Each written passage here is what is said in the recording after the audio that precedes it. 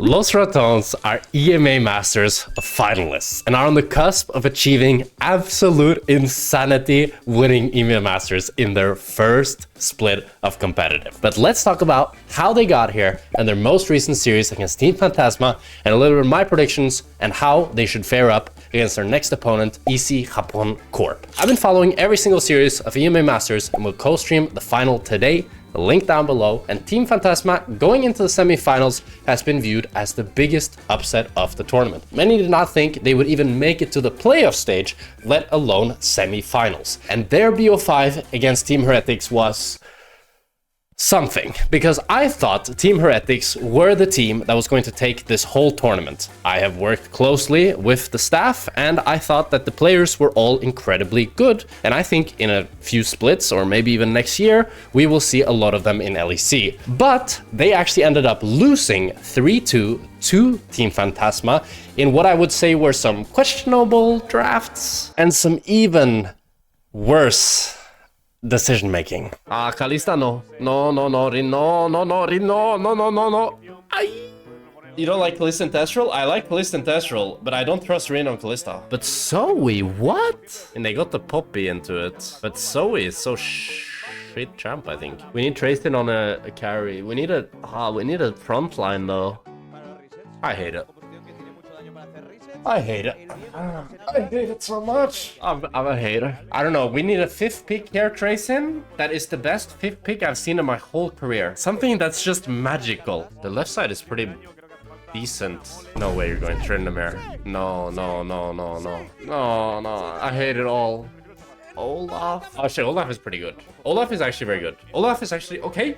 Actually, Olaf is really good. Really good into Poppy, really good into Zoe, really good into Alistar, really good into Gragas. But the other 4 champions... No me gusta, eh? Yo, where is Rin going? Where is Rin going, by the way? Rin! Where is Rin? Why is Ezreal basing?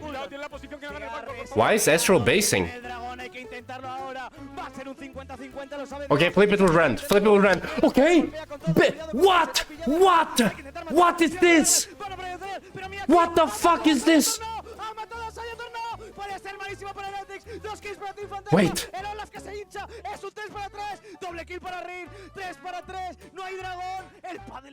What the fuck is happening? No! Guys, they're on Elder, don't recall! Wait, what? Why did they start Rin? Why is Rin pushing mid?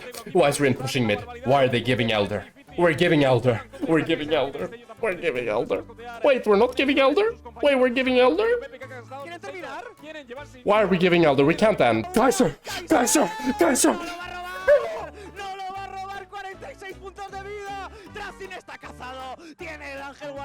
Why did we give Elder? However, Los Ratones dismantled Team Phantasm in a quick 3-game series, and let's go over the games and their opponent today. In game number 1, Baus got his Gragas, and I already kind of knew it was gonna be a wrap.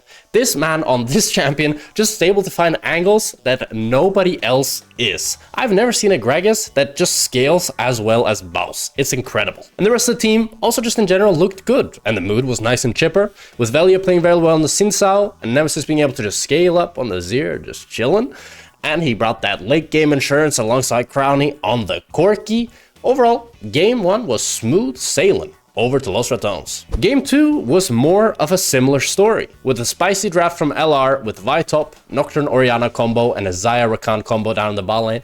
I really like this draft, as you just have a really easy way of starting a fight. You one-shot one of the carries on the enemy team, which was a Caitlyn and a Talia, not too hard to one-shot, and therefore, after you've done that, you just win the fights. But in general, they were just better across the board. But there is one champion that I want to point out on Team Phantasma, and that is Cassandra, which I think will be quite crucial in today's series, as it's one of the champions that I feel like Baus struggles the most against, and one of the champions that I feel like if it gets ahead, the champion is just already know it's broken, right? It's Cassandra champ. You got the Showmaker, copy pasta, and everything. And I do think that Cassandra is a champion that LR needs to look out for in the finals, but we'll talk a little bit more about the finals right after game number 3. Game number 3, match points to LR, and they decide to first pick Maokai. Pretty disappointing. Bit of an odd choice, as it's been, I think, one of Velia's least exciting picks. I feel like 2 of their losses was on Maokai, with Velio not putting up the most stellar of performances, and I've been liking him a lot more on the carry picks, but they were able to show a better game in this one after a very tough early game, and I do have to say that I did end up liking their overall draft with Jhin Bard in the bot lane, Jace Cho'Gath in the solo lanes. You have a nice bit of poke, right? Jhin can sit back with the Maokai ulti up, shoot them down. You have a lot of non-committal engage, which is incredibly broken in League of Legends, with the Bard R and the Maokai R, and you just have a lot of poke in general with the Jhin and the Jace, and a nice bit of frontline with the Maokai and the Cho'Gath. However, Game 3 was off to a rocky start as LR misplayed a few skirmishes.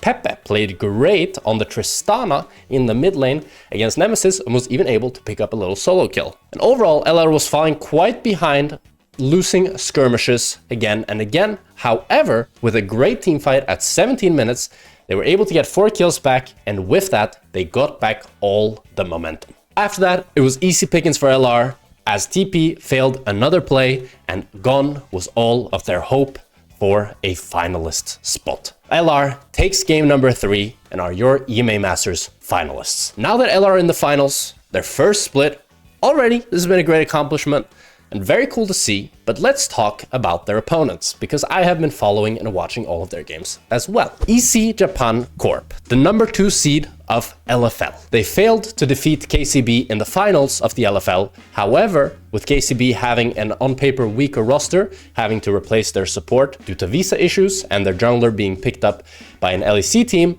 they ended up falling to EC Japan Corp in the semifinals 3-1. And let me tell you, it didn't look that hard for him. EC Japan Corp is coming into this finals as the favorites because they look very damn strong. So let me break the roster down for you. You got Howling, Korean top laner, very good mechanically, and he loves to play carry champions. And if I'm Kadril, I'm thinking, how can I blind pick boss safe champions so that Howling does not become a problem if they're ever red side? And if I'm red side, I'm trying to get a counter pick top, because I think top lane is a pivotal lane for both teams in this series. Theocax. He's a 17-year-old rookie. It's his second split in ERLs and his first split in the LFL. He's a very promising up-and-coming talent. And to be honest, even if they lose or whatever happens, I think he's a player that you should look out for. Certus. Hey, Certus, my man. He was my previous mid laner, played with him all last year. Very good player. He's incredible on Akali and LeBlanc. And if he gets one of those picks, he's a player you should really keep your eye out on. He makes magic with those picks, and he's also very solid and good on control mages in general. And in the ADC role, we have not Hansama, not Hansam B, not Hansam C, but Hansam D, baby. A player you might recognize if you've been in the league scene for a while, previously named just Sam D, but then he got inspired watching Hansama destroy everybody in EU. He played previously in LPL on TT and V5, and even in LCK for a brief stint on Hanwha Life. Many people have been calling for him to be promoted to LEC, as he's looked like one of the best ADCs in ERLs. And let me tell you, last year when I played against him and Kalist, I thought Hansam D and Kalist were by far the 2 best bot laners in ERLs. So this is going to be Crowny and Reckless' toughest challenge yet. And in the support, we have Prime, another veteran who's played in many ERL teams and one player who loves to play engaged supports.